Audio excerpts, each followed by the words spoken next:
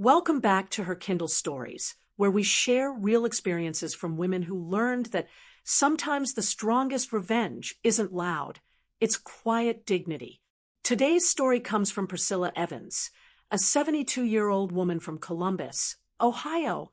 She discovered that when your family starts treating your wallet like it's their own, the best answer is sometimes to put your money toward your responsibilities, not their expectations. Before we step into her unforgettable Christmas, let me remind you, every story here reflects the strength of women who refuse to be taken for granted.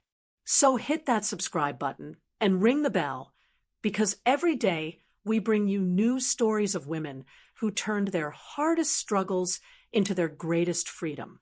And while you're here, make sure to grab your free guide, Your Golden Years, Your Rules, How to Prioritize Your Health and Happiness, Set Loving Boundaries, and Enjoy the Holidays on Your Terms.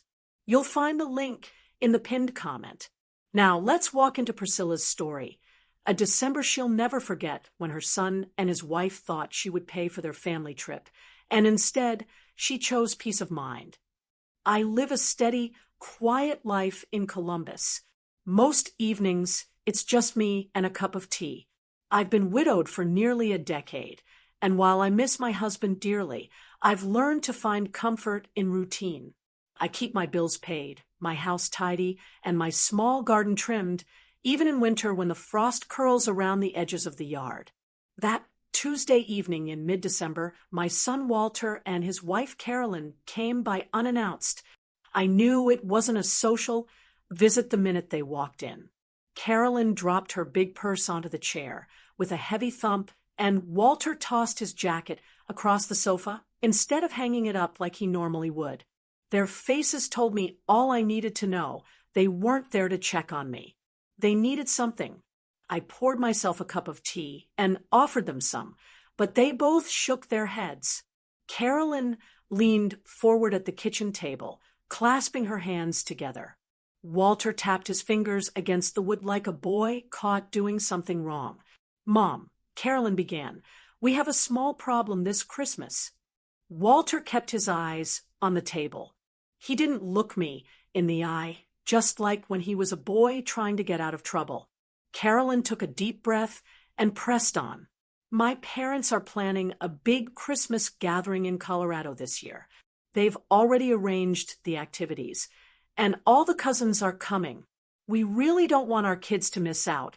It's important for them to be there." But the costs added up faster than we expected.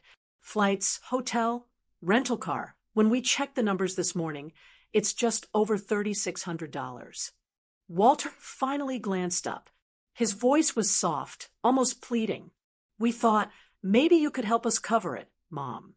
Just this once. We'll pay you back when our tax refund comes in." I sat there, steady, my tea warm in my hands. $3,600. They said it as if it were a small favor, like asking me to bake cookies for the church bazaar. I let their words hang in the air. Carolyn leaned in further. "You've always been the one we could count on, Mom. You've helped us before, and you've always known what to do. This trip is about family. The kids are so excited. We just don't want to disappoint them." Her tone softened, almost rehearsed. Walter nodded beside her, like he was hoping the agreement in his silence would sway me.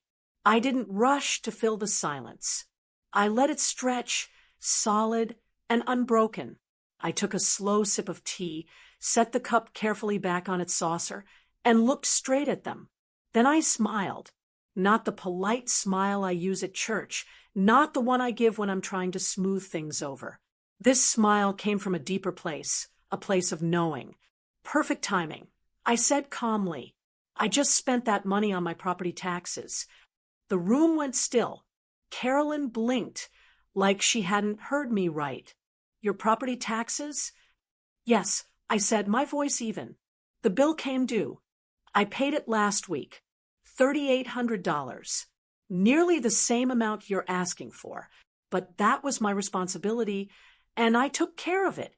Walter's leg started bouncing under the table. "Mom, this is serious. We can't go without your help. The kids will miss out. Everyone will notice we're not there. I understand you feel it's serious, I answered, but it isn't my responsibility. It's yours. My property taxes keep this house standing. If I lose this roof, I'd have nowhere to host anyone, not even you. So yes, I paid it. And no, I won't be paying for your trip. Carolyn leaned back, crossing her arms. Her lips tightened, and I could see she was waiting for Walter to speak, for both of them. But he just stared at the table again, shoulders heavy. I folded my hands on the tablecloth. My tone wasn't harsh. I wasn't angry, but I was steady, and they both knew I meant every word. That was the moment everything shifted. For years, I had quietly covered things for them. I'd written checks for emergencies that weren't really emergencies. I'd slipped them cash just to tide them over. I'd told myself it was what mothers do. But this wasn't about survival. This was about choices. They had chosen to book trips, and by extras, they had chosen to spend money they didn't have. And they had chosen to assume I would fix it. Not this time. I repeated my words, calm and steady, perfect timing. Because this Christmas, I chose to pay what was mine, not what was yours. The clock ticked on the wall. The furnace rattled on. Walter rubbed his forehead. Carolyn looked at me like she couldn't believe I'd said no. But I sat there, my tea in my hands, my heart finally clear. That evening at my kitchen table marked the start of a Christmas none of us would ever forget. That night, after Walter and Carolyn left my house looking more disappointed than thankful, I sat in my chair by the window and let my mind wander back to the way Christmas used to be in this home. When Walter was little, Christmas never cost thousands of dollars. Back then, money was tight, but we still managed to make the holiday special. We didn't need a plane ticket or a hotel to feel joy. Every December, I would take Walter to a small tree lot on the edge of town. The trees weren't fancy, and most of them had one side that was a little bare. We'd walk around in the cold, stomping our boots on the frozen ground, pointing out which tree we thought would fit in our living room. Walter always picked the tallest one, even though I told him our ceiling wasn't that high. In the end, we'd bring home something a little crooked, and we'd laugh about turning the thin side toward the wall. Once the tree was inside, we pulled out the old boxes of ornaments from the closet. Most of them were homemade. I had salt dough shapes painted in bright colors, strings of popcorn we made together, and paper snowflakes he cut out in school. Walter's favorite was a star he glued together with cardboard and foil when he was in second grade. No matter how bent it looked, he insisted it belonged right at the top. Every year, I lifted him up so he could place it there himself. His smile, when he stood back to admire, it was worth more than anything I could have bought in a store. The kitchen was always busy in those days. I'd pull out my old recipe cards, stained from years of butter and sugar spills. Walter would stand on a chair, so he could reach the counter. He'd help stir cookie dough and sneak bits of chocolate chips when he thought I wasn't looking. We made simple treats, sugar cookies covered in sprinkles, peanut brittle that sometimes stuck too hard to the pan, and cinnamon rolls that filled the whole house with sweetness. On Christmas Eve, our church held a little pageant. Walter was a shepherd one year, an angel the next. His robe never quite fit, and the wings were always lopsided, but he stood proudly on that stage with the other kids, singing carols we had practiced at home. Afterwards, we'd come back, sit by the tree, and open one small gift before bedtime. Those nights were simple, but they were full of warmth. The gifts were never big. Some years it was a toy car, a board game, or a sweater I'd managed to buy on sale. One year, Walter handed me a card he made out of notebook paper. It said, "Best Mom," in big crooked letters with a heart drawn in crayon. I kept that card tucked in my dresser for decades. To me, that scrap of paper was priceless. When Walter married Carolyn, I hoped those traditions would continue. At first, they did. Carolyn came over with casseroles and pies. She'd sit with me in the kitchen while we baked. She seemed happy to add her own touch to the holiday. Walter still helped haul the tree in, grumbling about the pine needles all over the carpet. But he did it anyway. The kids were small, and they'd sit on the floor with frosting on their fingers, giggling while we decorated cookies. For a few years, it felt like Christmas had stretched to fit our new family without losing its heart. But slowly, things began to change. Carolyn started paying more attention to how the holiday looked than how it felt. She wanted the tree to match her pictures, so the old homemade ornaments were replaced with color-coordinated decorations from the department store. She wanted the meals to look elegant in photographs, so store-bought trays replaced our messy kitchen sessions. And she wanted the holiday to be bigger each year. More expensive presents, matching pajamas for the kids, and plans that revolved around her social media posts. Walter went along with it. He said it was easier not to argue. So each December, the bills got bigger. What used to be a celebration at home turned into a performance. The first time Carolyn suggested a trip out of state for Christmas, I thought it was a one-time thing. I told myself, maybe they just want to do something different this year. But then it became a pattern. Suddenly, Christmas wasn't about gathering at home. It was about getting away. Colorado, one year. Florida, the next. And every time, the costs were more than they could handle. And every time, the expectation fell at my feet. I didn't complain out loud, but inside, I missed what we used to have. I missed the crooked trees and the homemade cookies. I missed the sound of Walter's laugh when his star tilted on the top branch. I missed the kind of holiday where joy came from being together, not from showing off to the world. Instead, I found myself sitting at the table each December listening to new requests for help. Flights, hotels, rental cars. They made it sound like family bonding, but I could see the truth. It was about keeping up appearances. I couldn't help thinking back to those earlier days when Walter was young, when we found joy in the simplest things. We didn't need a mountain resort or a plane ticket to feel close. We needed only a tree, a few lights, and each other. The more I compared the past to the present, the more I felt something break inside me. Christmas used to be about love and faith. Now, it felt like I was just a line of credit. That's when I knew something had to change. Looking back, I can see that what happened this past Christmas didn't come out of nowhere. It had been building for years. Little by little, I let myself become the person who filled in all the gaps.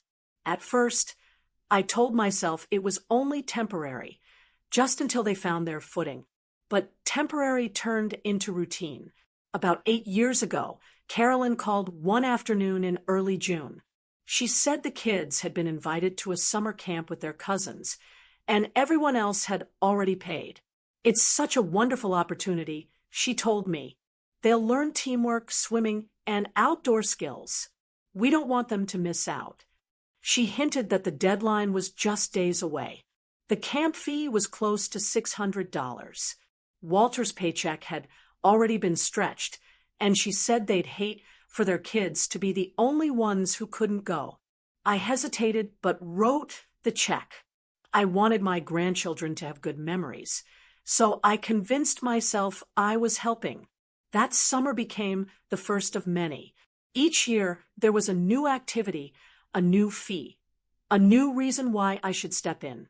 By the time the oldest turned 12, I had probably paid for at least 4 summers of camps. I never complained, but I noticed something. Those promises of "we'll pay you back when things settle down" never turned into anything. Not long after that, I got another phone call. Walter said his car insurance had lapsed because money was tight that month. He told me, "Mom, they won't reinstate it unless I pay the past due balance. If I can't drive to work, I might lose my job." I worried, of course. A son without insurance sounded like an emergency, so I covered it. $250 gone in minutes. He promised he'd repay me after his bonus check came in. That repayment never happened either. The biggest ask came when they decided to trade in their old car and buy a minivan. They said it was for the family because the old sedan couldn't hold everyone comfortably.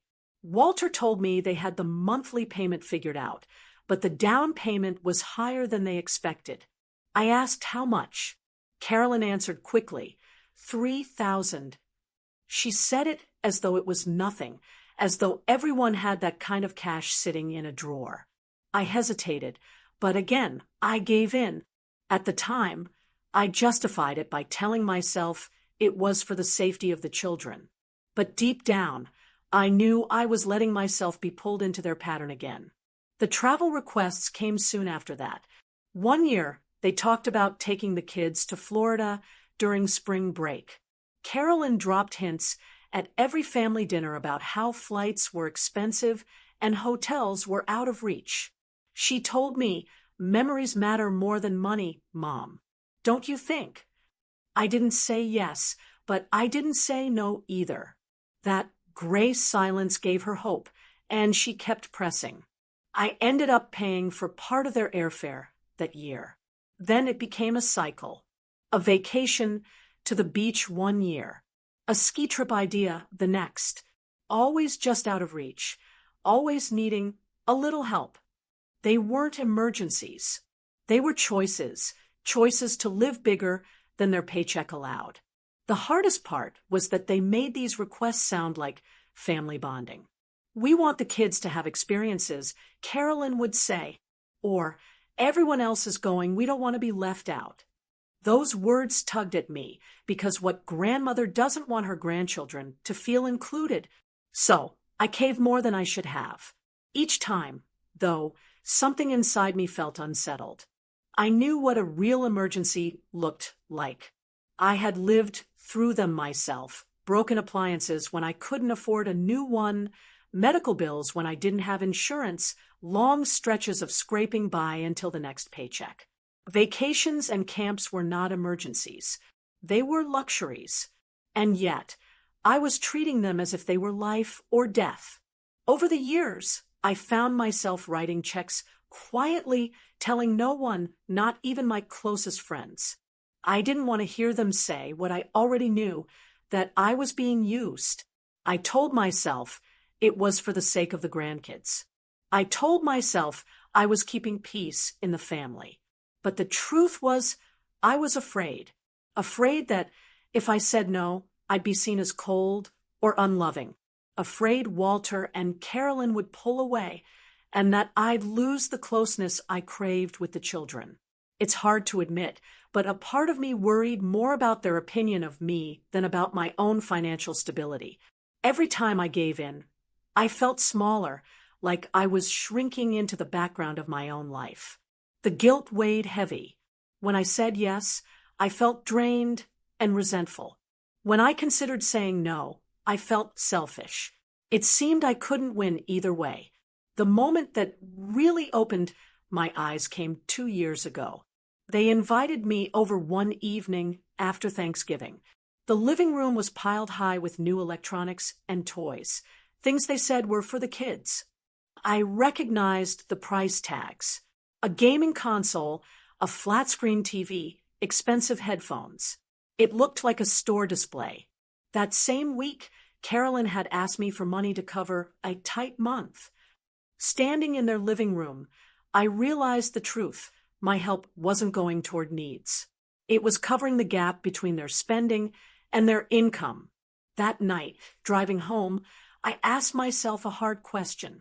How much longer could I keep doing this? I wasn't wealthy.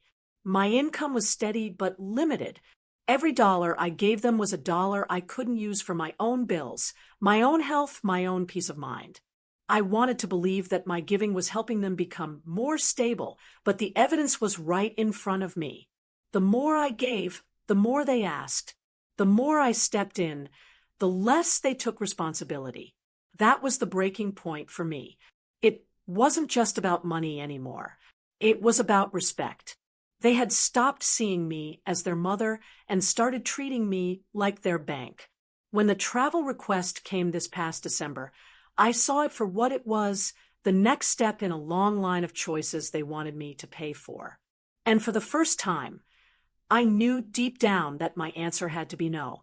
The night after Walter and Carolyn left, I sat at my kitchen table with the lamp shining over my ledger book, the quiet of the house pressed in, and for the first time in years, I allowed myself to face the truth on paper. I pulled out a blank sheet and drew a line straight down the middle. At the top of the left side, I wrote what I've given. On the right side, I wrote what I've done for myself. I started writing. First, the summer camps. 4 summers, $600 each. That was $2,400 right there. Then the car insurance lapses. I could remember at least 3 times I covered those. About $200 each, maybe more. $600. Next, the minivan down payment. That one stung as I wrote it down. $3,000 gone in a single day. Vacations came to mind next. Plane tickets to Florida, $700 I chipped in. A hotel weekend they couldn't cover at the last minute, $400 more. Then the countless smaller things.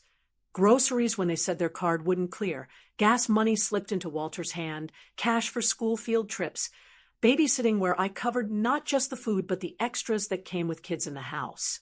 Adding all that up, I estimated another $10,000 easily.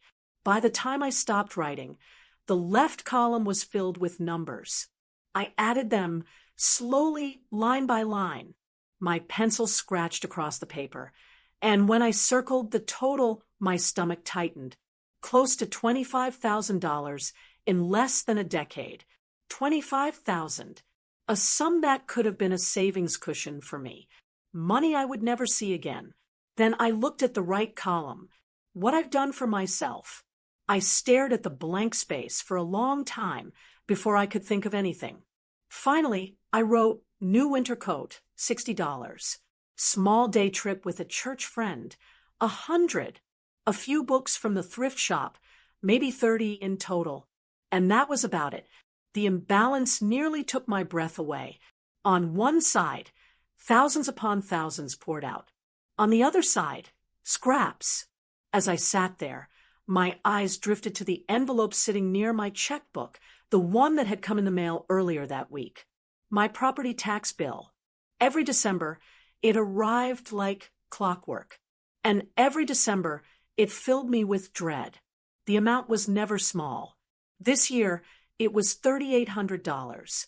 Due by December 20th. In past years, I'd scrambled to pull the money together. I'd cut corners, skip things for myself, and sometimes dip into savings I couldn't really spare because so much of my cash had already gone to Walter and Carolyn. I remembered one December when I was a week late on the payment. The penalty wasn't huge, but it rattled me. I sat awake, nights, worrying what would happen if I couldn't keep up with it. Losing your home over unpaid taxes is no small thing. That night, I looked at the bill with new eyes. Here was a responsibility that belonged fully to me, not to Walter, not to Carolyn, not to anyone else. This was mine, and if I didn't take care of it, no one else would. I thought about their request. $3,600 for flights and hotels. Almost the same number staring back at me from the tax bill. Their memory trip or my roof. Their choice to live large or my obligation to keep my home steady. It was like the decision had already been made. I picked up my pen, opened my checkbook, and wrote out the full payment. My hands didn't shake. I didn't second-guess it. For the first time in years, I paid that bill early, sliding the envelope into the outgoing mail slot at the post office the very next morning. When I came back home, I felt something I hadn't felt in a long time. Calm. I didn't feel guilty. I didn't feel selfish. I felt steady. I sat down at the kitchen table again and whispered out loud. I finally took care of my responsibility before their wants. The truth of that sentence settled over me. For years, I had flipped it around, covering their wants before my needs, paying for camps before buying myself a coat, handing over cash before saving for my own repairs, covering trips while worrying about bills. But not this year. This year, my taxes were paid. My house was secure. My peace of mind was worth more than any plane ticket. I slid the receipt into my ledger under a new heading for myself. The first real entry that felt solid. Not a trinket, not a little splurge, but a responsible act that would protect me. That night, I slept better than I had in months. The anxiety that used to buzz in my chest each December had quieted. Instead of worrying about how to juggle their requests with my bills, I knew where I stood. My home was safe. The next morning, I made myself oatmeal and sat at the table with my coffee. Usually by mid-December, I would already be running lists in my head. What extras to pick up for their kids, what cash I might need if Walter called in a panic, what corners I could cut to make it all stretch. But this time, my only thought was, my taxes are paid. That single fact gave me more joy than any plane ticket ever could. I realized then that this wasn't just about money. It was about dignity. It was about refusing to put myself last. The trip they wanted wasn't life or death. It was a luxury. My tax bill, on the other hand, was real. If I ignored it, I could lose the home I built, the place where my memories lived. Choosing that over their getaway wasn't selfish. It was sensible. I didn't announce it to Walter or Carolyn right away. I didn't owe them an explanation. But I knew the day would come when they'd ask again, and I was ready to answer. Calm, steady, without shame. I had taken care of my responsibility before their wants, and I wasn't turning back. The morning after I mailed that property tax payment, I felt lighter than I had in a long time. I didn't owe anyone an explanation, but I owed myself a plan. For years, I'd lived in quiet panic, waiting for the phone to ring with one of Walter's small favors. That was about to change. I started with the envelope I always kept in the kitchen drawer. For nearly a decade, I'd tucked away $200 in cash, just in case Walter showed up with a bill he couldn't cover. I told myself it was my emergency money, but the truth was I never used it for my emergencies. It always ended up in his hands. That morning, I pulled the bills out, smoothed them flat, and slid them into my own wallet. This time, they would stay there for me. Next, I went to the pantry. Every December, I stocked it like I was feeding a small army. Extra flour, sugar, snacks for the grandkids, and cases of soda I didn't even drink. I bought those things out of habit, telling myself it was better to be prepared if Walter's family dropped by empty-handed. But as I looked at the shelves, I realized I was living for their needs, not mine. I cleared out the clutter. I lined up jars I had canned myself, tomatoes, green beans, peaches from last summer. I placed the things I knew I would actually eat within reach and set aside the extras for the food pantry downtown. For the first time in years, my shelves looked like they belonged to me. After the pantry, I turned to my budget. I had always kept a little notebook where I tracked my expenses, but I noticed how often I left blank lines when the numbers didn't add up.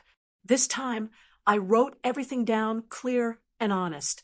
My income from Social Security and my small pension, my monthly bills, utilities, groceries, insurance. I added in my property taxes, already marked paid. What was left wasn't a fortune, but it was steady, enough to keep me comfortable if I didn't hand it out every time someone else ran short. I made a plan for winter. A set amount for groceries each week, a little cushion for heating costs, and a line I underlined twice, no extras for others. To remind myself, I took a notepad from the fridge and wrote in neat block letters, "This Christmas, I choose responsibility, not rescue." I placed it under the sunflower magnet, so I'd see it every time I opened the door. It wasn't meant for Walter or Carolyn. It was for me. A promise that I would not slip back into old habits. That week, I moved through my house with fresh eyes. I saw the ways I had quietly bent my life around their needs. The folding chairs stacked in the corner, just in case they wanted to bring friends for dinner. The bins of decorations I hauled down every year because Carolyn said the house should look festive for the children. The extra bedding I kept washed and ready for visits that often ended with me footing the grocery bill. One by one, I set those things aside. Some I donated, others I packed away in the attic where they wouldn't remind me of obligations. My house began to look less like a stage set for their visits and more like a home meant for me. I didn't feel angry while I worked. I felt orderly. Each step was like closing a drawer that had been stuck open too long. One evening, I made myself a simple dinner, chicken, rice, and vegetables from my canned jars. I sat at the kitchen table, my ledger beside me, and ate slowly. For once, there was no pressure to stretch a meal for 6 people. No last-minute trip to the store to buy snacks I didn't need. Just one plate, one meal, one bill already paid. I could almost feel my shoulders drop like I had been carrying a weight I didn't notice until it was gone. For years, I believed that saying yes made me a good mother. But sitting there, with my budget balanced and my pantry organized, I realized something I had overlooked. Saying no when needed was just as loving, maybe more so, because the truth is, if I lost this house to unpaid taxes, if I drained my savings dry, I wouldn't be helping anyone. I'd become the burden, and that was the last thing I wanted for myself or for Walter. That night, before bed, I walked past the fridge again and looked at the note I had written. This Christmas, I choose responsibility, not rescue. I touched it with my fingertips and whispered, and I mean it. For the first time in many Decembers, I went to bed without a knot of worry in my chest. I wasn't bracing for the next ask. I wasn't planning how to cover someone else's mistake. I was prepared only for my life, and that was enough. Christmas Eve came quicker than I expected. The week had been quiet, and I had enjoyed the peace more than I thought I would. No last-minute shopping trips. No rushing around to make sure my pantry could feed 2 households. No envelope of just-in-case cash tucked away for someone else's use. I had what I needed, and my taxes were already paid. That was enough. Late that afternoon, I saw Walter's car pull into the driveway. Carolyn sat stiff in the passenger seat. They didn't bring the children, which told me everything before they even rang the bell. This wasn't a visit. This was another push. They walked in without much small talk. Carolyn's eyes darted around the living room. No tall tree covered in ornaments, no piles of gifts, just a small wreath on the door and a few candles glowing. She frowned. Walter tried to smile, but his hands shoved deep in his coat pockets gave him away. He started with a nervous chuckle. "Looks like you're keeping it simple this year, Mom. No stockings, no mess." "That's right," I answered. "I kept it simple on purpose." Carolyn didn't sit down. She crossed her arms and came straight to the point. "We need to talk about the trip. The payment is due, and we've been scrambling. We really thought you'd help us out, like you always do. Even just part of it would take the edge off." I stayed calm.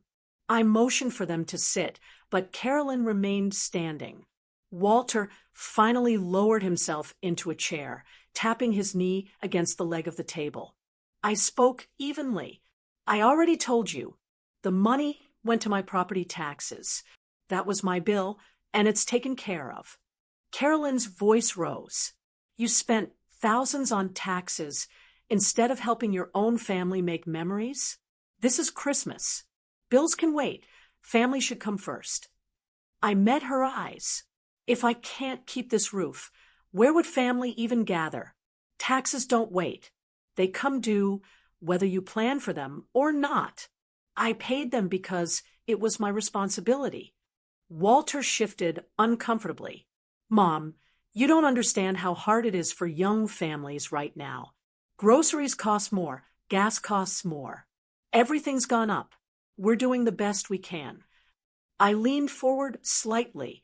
Walter, I raised you on one paycheck. There were times I worked extra hours just to keep food on the table. It wasn't easy, but I learned to live within my means. I didn't take trips I couldn't afford. I didn't run up debt expecting someone else to cover it. I made do with what I had, and you know that. He looked down, his face tight. Carolyn jumped in again. It's different now. Kids need experiences. They'll feel left out if we're the only ones not there. Don't you care about that?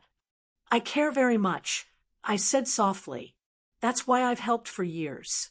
But helping doesn't mean funding every choice. It doesn't mean rescuing grown adults from bills they decided to create. It means teaching responsibility. And you won't learn that if I keep paying the price. Carolyn's cheeks flushed.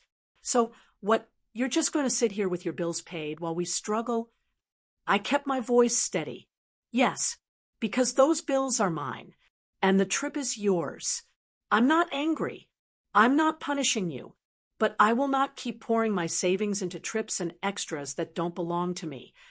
Walter finally spoke again, his voice low. I thought you'd understand. I thought you'd want to help us be with family. I do understand, I told him. That's why I said no.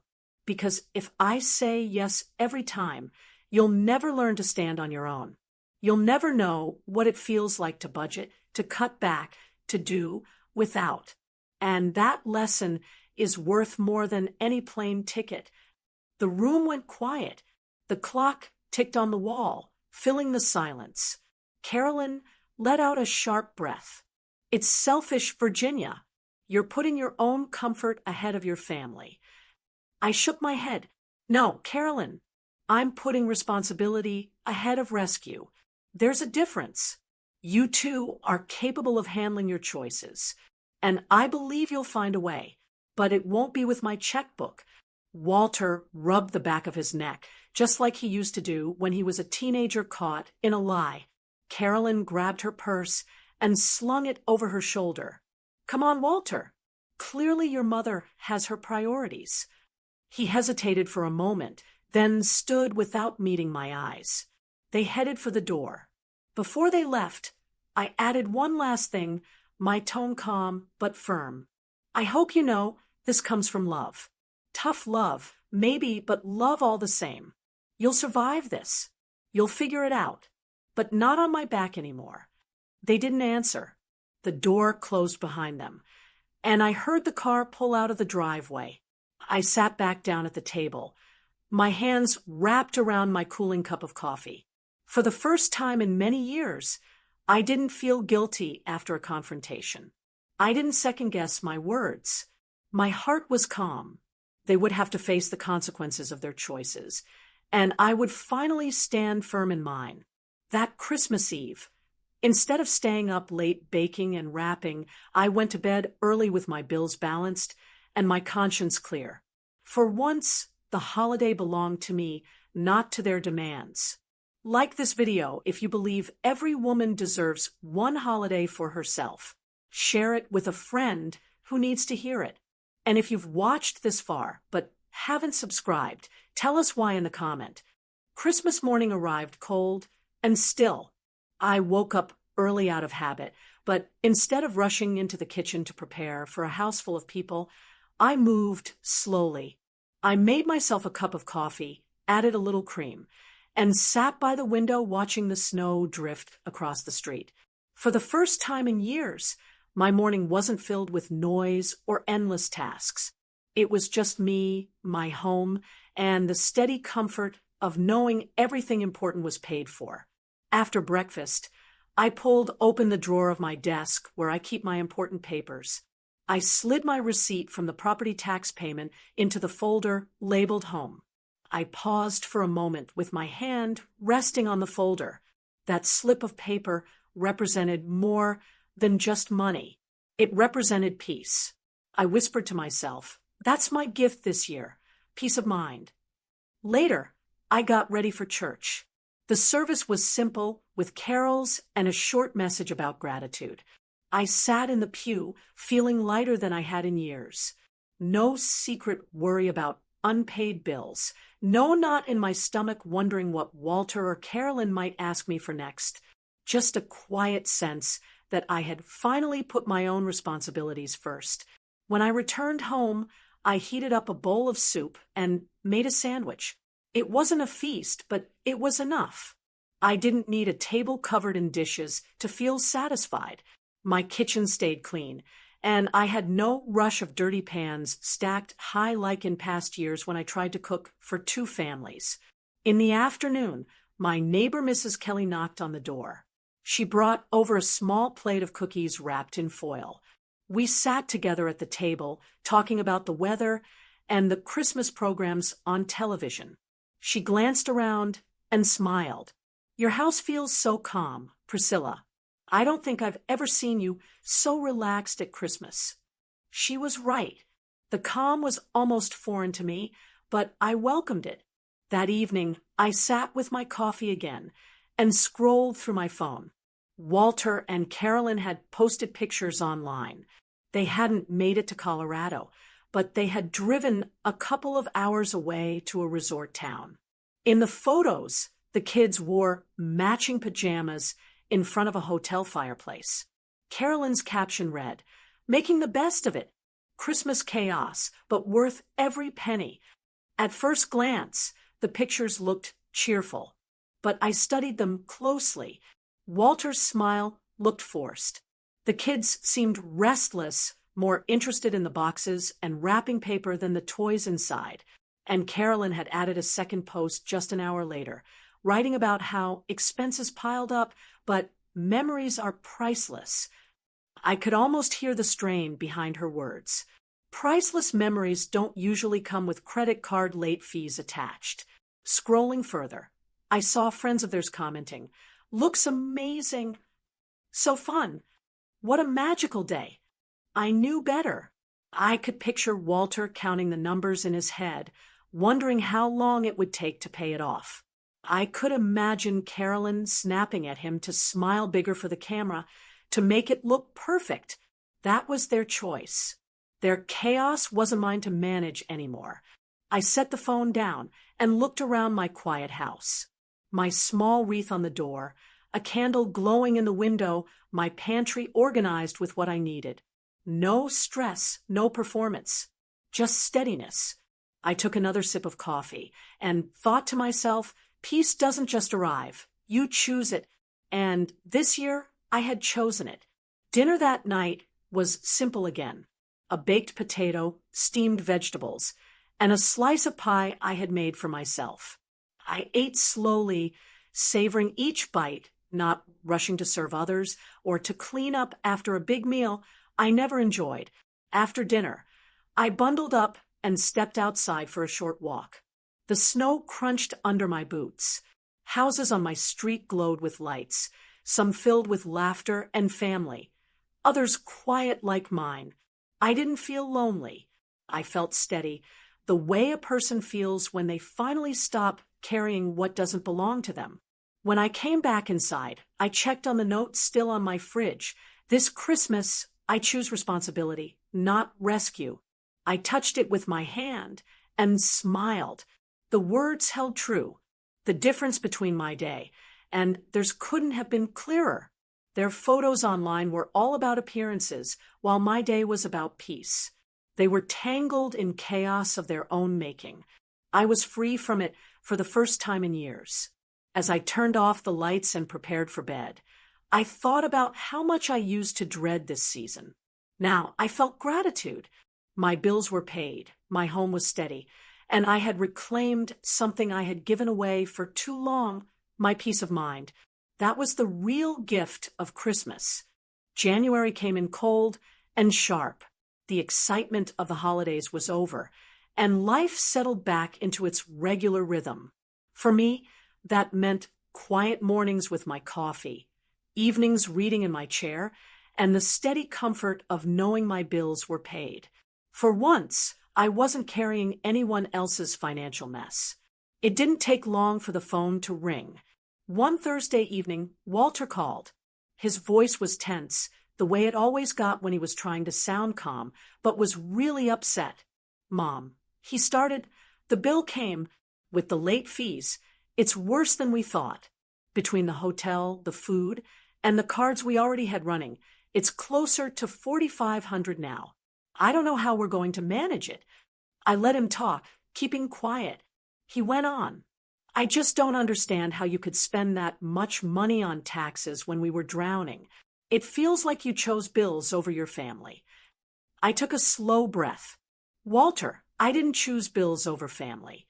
I chose to be responsible, so I wouldn't end up depending on someone else. There's a big difference. My taxes keep a roof over my head. If I don't pay them, I risk losing my home. That's not optional. Your trip was optional. You chose it, and now you have to figure it out." There was silence on the other end. I imagined him pacing, his hand on the back of his neck. He muttered finally, "Carolyn says you've changed. You used to help without question." "I have changed," I said gently. I realized I was mistaking constant giving for love. But real love doesn't mean rescuing grown children from every choice they make. Real love sometimes means stepping back so they can stand on their own.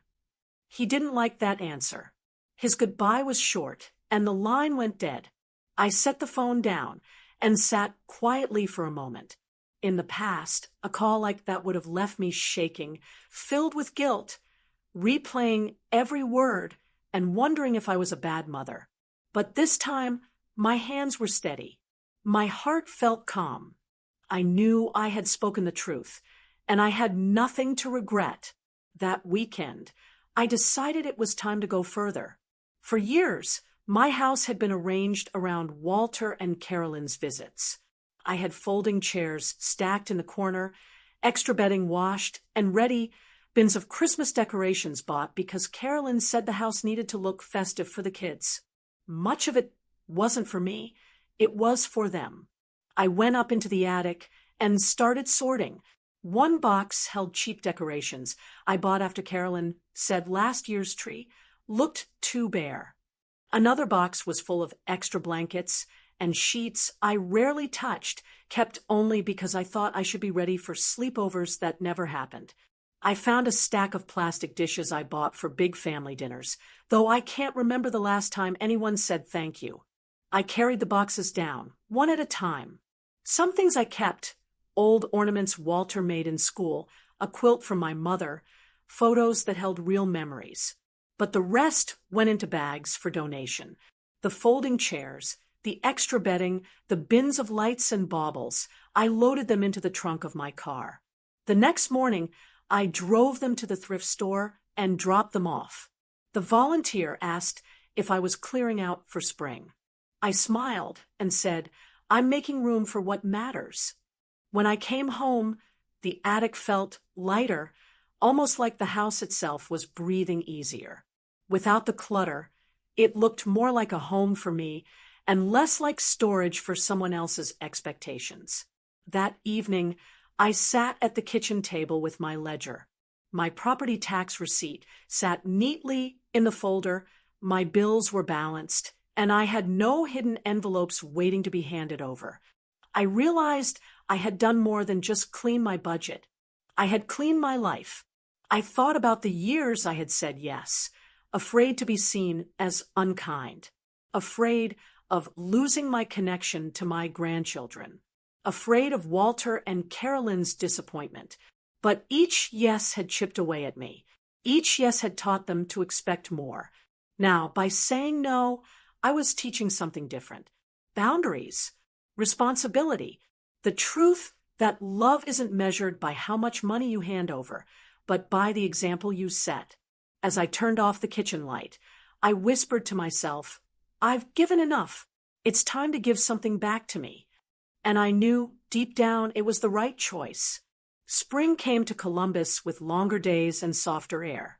By then, the snow had melted from my yard, and the trees along my street started to bud. For the first time in years, I felt like I was starting fresh right alongside the season. One Saturday, I signed up for a walking group at the community center. I'd seen the flyer months before, but I always told myself I was too busy, too tied up with family demands. Now, with my time and mind clearer, I decided to give it a try. The group was small, about 10 women around my age.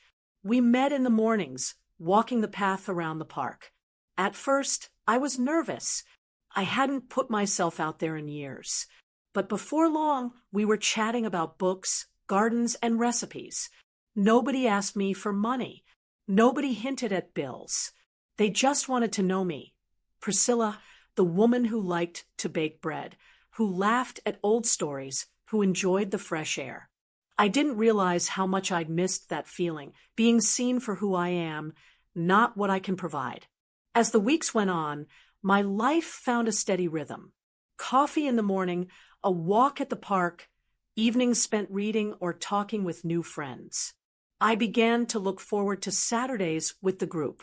We traded seeds for our gardens, swapped soup recipes, and even planned a trip to the botanical gardens in the city. It was simple, but it gave me joy. Meanwhile, Walter and Carolyn adjusted in their own way. After the tension of Christmas and that January phone call, they stopped asking me for money. I think they realized I wasn't budging. Carolyn still posted online about how hard things were and how young families struggle these days. I saw the posts through mutual friends, but I didn't respond. I didn't feel the need to defend myself. My choice had already been made, and my piece wasn't up for debate. The grandkids still came around sometimes, and those visits warmed my heart. But now, when they came, I made it clear I wasn't funding extras. I had sandwiches ready, games on the shelf, and hugs to give. That was enough. When it was time for them to go home, I sent them back with smiles, not with cash. And you know what? They were fine. They played, they laughed, and they left happy. It showed me that what kids really want is attention, not a pile of receipts. Looking back, paying my taxes on time might not sound like much of a victory to some. But to me, it was the first real step in choosing myself. For years, I had put my needs last, always worrying about keeping others happy. By paying that bill and saying no to the trip, I proved to myself that my stability mattered. My peace mattered. It wasn't just about money. It was about dignity. It was about refusing to let guilt run my life.